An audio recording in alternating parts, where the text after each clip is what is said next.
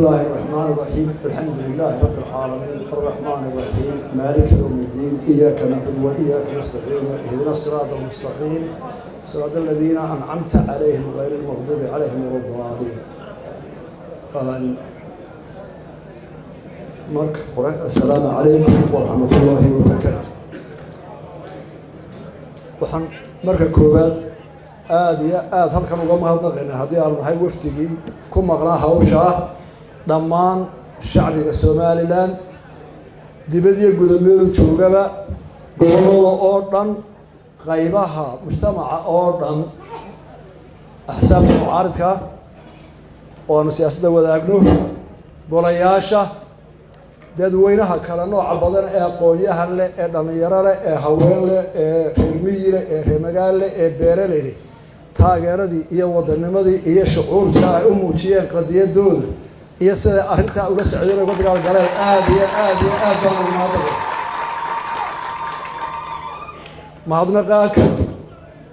waftiga iyo hawshiisa waxay ila tahay in laga dherigsan yahay oo social media aad loogala socday idaacadaha waxaana ugu muhiimsan waa shirkii ugu horeeyay marka laga reebo kii London 2012 oo dowladda badan isugu yimaadeen London oo ahaa kii ugu horeeyay inaga iyo Soomaaliya lagu wada hadashiyo oo uu ka soo baxay go'aanadii daba soconay ee dhaxgalka ahaa oo ugu horeeyo in bariga dhawaad kontumeeyo dowladda halka yimid laga soo saaray inay Soomaaliya iyo Somaliland yihiin laba entity ama laba dhinac oo siman dhinac walba oo iyagoo si wada hadlay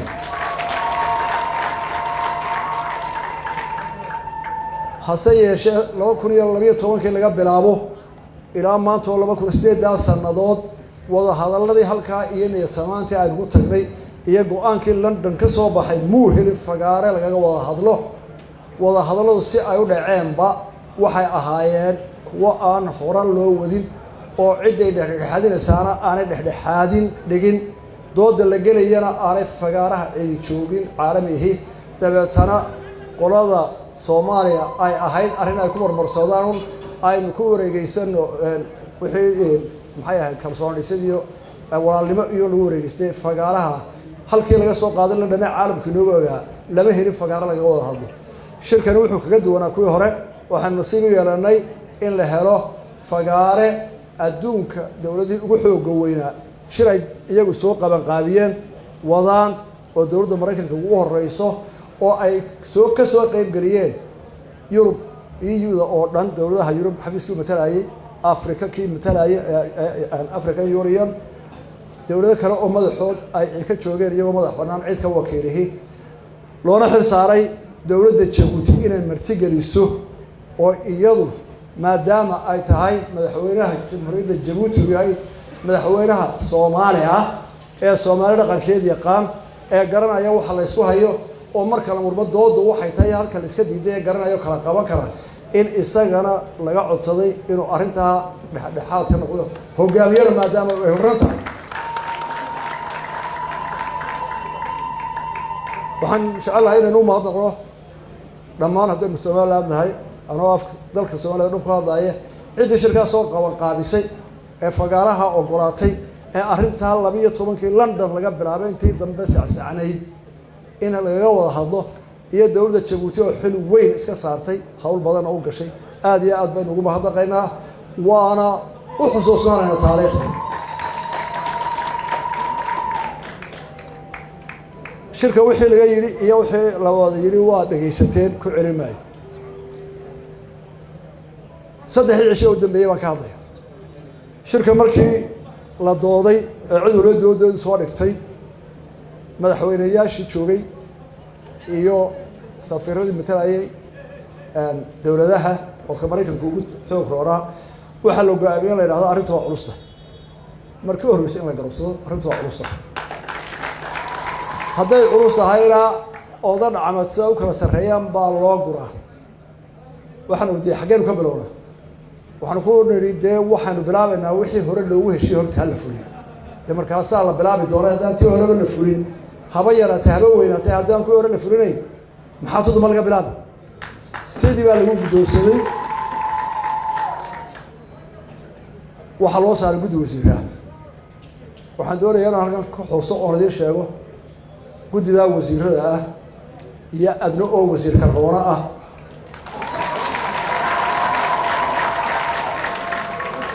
iyo maxamed biixi oo wixii uu aqoon iyo awood hayay maanta shirkaa kaga qayb galay oo isla la socday oo telefoonka lagula socday iyo wasiirada shanta halkan fadhiya maxamed biixi baa shirkaa ku jiray oo isagu Nairobi kaga jiray halkaa waxaa ka dhacay shir aad iyo aad u adag waxaa hubaala shanta halkaa fadhiya afartaa wasiiriyad saddexdii cisho dambeysay sagaalka markay bilaabaan habeenkay ugu soo horeeyaan tobankay soo baxay saacadda qadada mooyinta kale kursi baa lagu fadhiyay inta badan iyadoo la cadaysay dhiigu karayaa bannaanka iyo gudaha loo soo baxayay waayo dadka nala doodayay runtii may ahayn dad fahamsan waaqiciga jira nasidaradu waxay ahayd dadkan aan murmaynaa waxa jira ee waaqiciga ah dad aad uga dhagsan may ahayn ama dareemaya halka xumaddu maraysa iyo waxa jira nasiib wanaag dagaalkaasi wuxuu socdaba kolba wax la kala boodaba kolba aniyo saleebaan waxaan odayaal noqono war balukaadiya degdeg mayne inaga dan leh balukaadiyaha soo boodin aan ku celino halka ay ka soo boodeenba nasiib wanaag xalay saacad dambe ayaa la soo gunaaday annagu xalay waa la kala kacay waa run in lagu kala baxaa waa rumoosa laakiin dowladda Jabuuti baa guntiga isha iska dhigtay madaxweynada oo isa soo taago in ma waa la kala gar qaadanaya waa inaan soo saara communication lagu wadayo waxa la wehelinayay dowladaha shirka waday oo qolada Mareykanka ugu weyntahay oo yiri ma waa la xalinayaa waa la eegayaa sida loo kala garnayay waa loo kala gar qaadanaya wixii ka soo baxayna waa maqasheen qodobada ah iyo waqtiyada la soo qabtay markii hore ee arrintan la weydiiyay waxaan ku galnay ma doonayno shir inta la sii yimaado la salaamo walaal kala tagay haddii hawsha loo galayo si dhab ah oo mudaysan oo mid waqtigeeda la qabanayo oo ama lagu heshiiyo ama la isku diiday si dhab loo wada hadlayo diyaar baan laakiin uma baahnin tufooda ugu galaya iyo tu cid sawir lagu tusaayo iyo to abata maxay ahayd mudaharaah iyo midna ma rabo horta shirka nuxurkiisu waa ka waanu soconayaa marka saddexda qodob ugu muhiimsan yihiin tii dhaqaalaha oo ka dhalagsantiin oo soo taageen inama meesh joogo wardi anaga dowladda dhaxaw anaga caalamka la midnaa idin kala ma ictiraafsana oo kulli cidii ku dooratay iyo cid aad u taliso oo ula tag anaga wadina wayne anaga isoo madax banaan ta caalamka soo joogsan taas oo ay si dhab ugu yiraahdo qorada wax bixisa Mareykanka ugu wareeya annagu Soomaaliya oo dhan baan wax siinayna haddii deyn laga saamaxana Soomaaliya oo dhan Soomaaliyadii hore oo dhan isku soo waxsin haddii idaan heshiis ku ahayn socon mayso sida u qaybsanaysa isoo looysan qeydinka saakin marka waa la iskala soo gudbay ana doortay ictiraaf ah inaga soo ictiraafsan dowladda waxaan kolka aad iyo aad u mahadnaqayaa wasiiradaas hawsha ay qabteen iyo dhibtii ku dhacday oo imikana aanu baahnayn in halka fadhiyaan hor sayr seexdaan ilaa saacadaha hore maanta soo jeedinaya halkaa markaa ka gudbo dadka hawshan qaban qaabiya beesha caalamka mid baynu ka rabnaa Somaliland mid baa laga rabaa qoladaynu saayna waxba kama rabno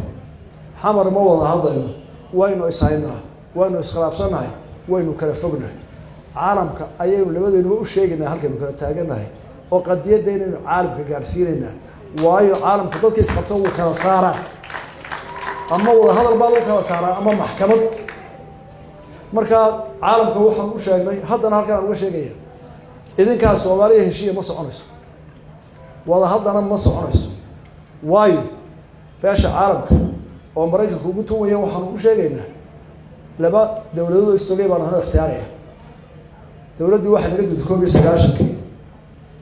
laba dawladood baan kala dhisay laba system baan kala qaaday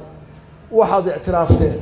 oo ictiraafkii naga dhaxeeyay siiseen oo dhaqaale naga dhaxeeyay siiseen oo barsoolkii naga dhaxeeyay siiseen qolada Soomaaliya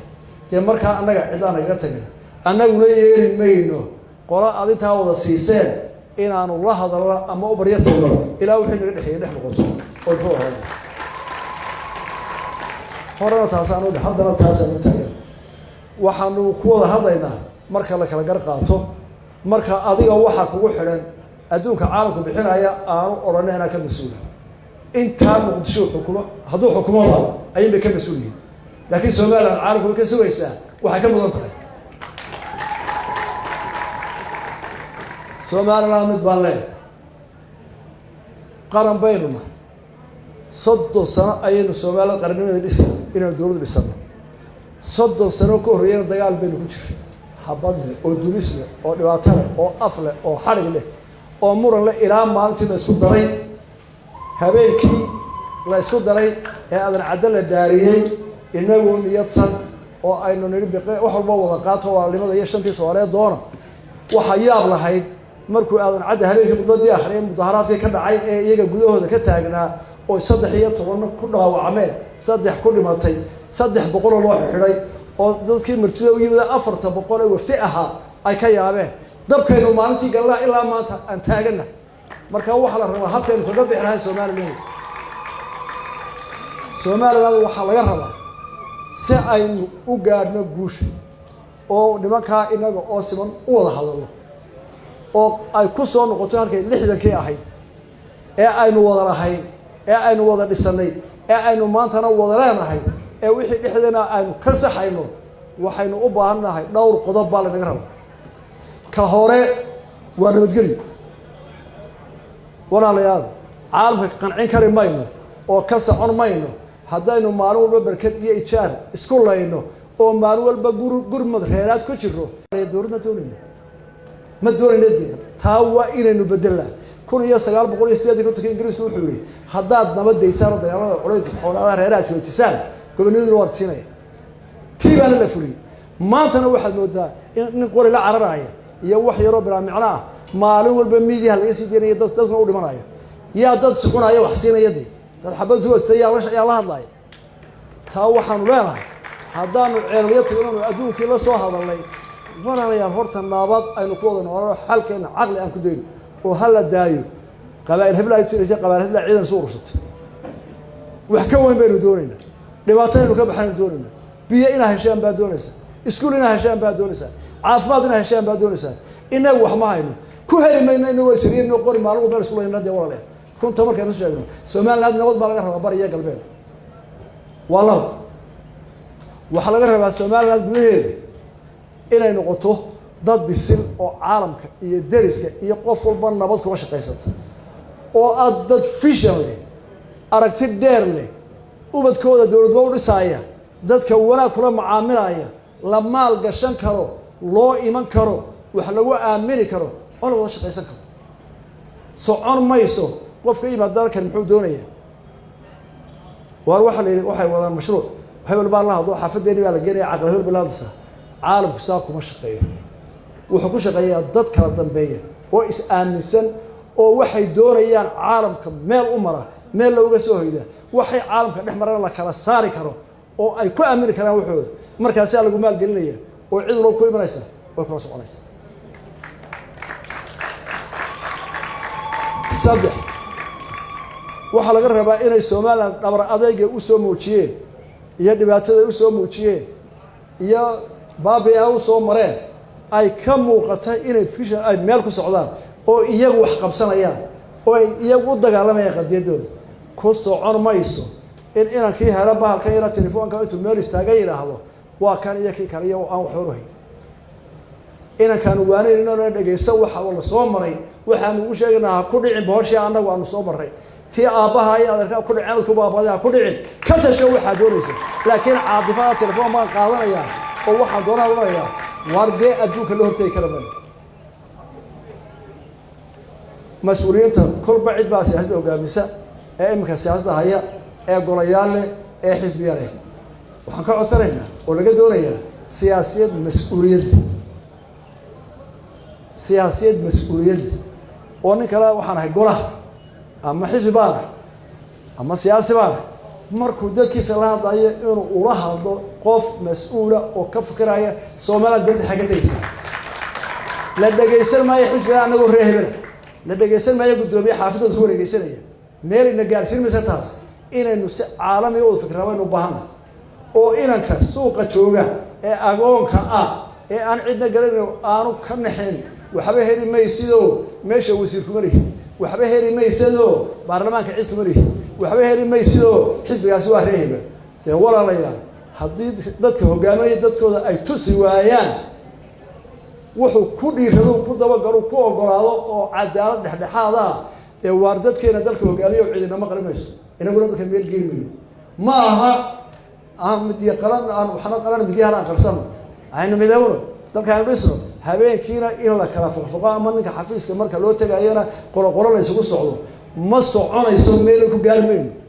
caalam baynu u tagaynaa af Soomaaliya baynu ku hadlaynaa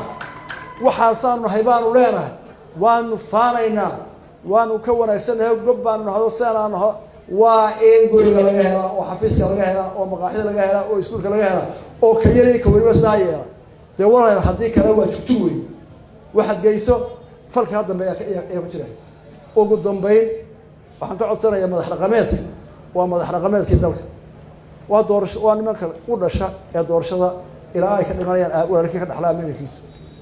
ixtiraamkaas dhaqankeena loo yidhi waa mas'uul aan laga dhacay oo waliba lagu karaameeyo caaqilka odayga suldaanka balka warta suldaan waliba haduu codad qaato anagu reebar wallahi bilaa tarcib birteen la yaab ee war sudaanadu saamahay dhaqan waanu ixtiraamana anagoo siyaasiyiin waa ka dambayna koofiyadii baa noo sidaa sidii aabayaashin ahaan jireen de ahaada waa maxay sudaan wuxuu doono ku hadlay oo wuxuu doono sameeyo ee sudaan markaa mati waad ka baxday xayndaabki waxaan ku soo gabagabeynaa culimadu hay'ad duceyso culimadu iyaga de inoo haya kitaabka Ilaahay iyo midkii waxaan ka doonaa culimada inay ducada iyo dhikriga Ilaahay badiyaan dadkana ay wanaag ku hanuuniyaan iyaguna aanay firqa noo yeelan marka inta ay soo geynaaba inuu waxay doonaan helayna dadkuna naga rawsanaya ninka Soomaaliya noo hadlaya nin noqonaya wax toos ah ku hadli karaya qodobka waxaan dhaafayaa waxaan jira nin muwaadina oo reer Soomaaliland oo 7 sano joogid ku xidhnaa oo arrimaha faralka xisaab xidhnaa oo tirsanaya cadaalad darrada xukuumaddiisa helin waan kula hadlay dawladda Djibouti farkiisii dib loo furayaa insha Allah si natiijo soo gaaro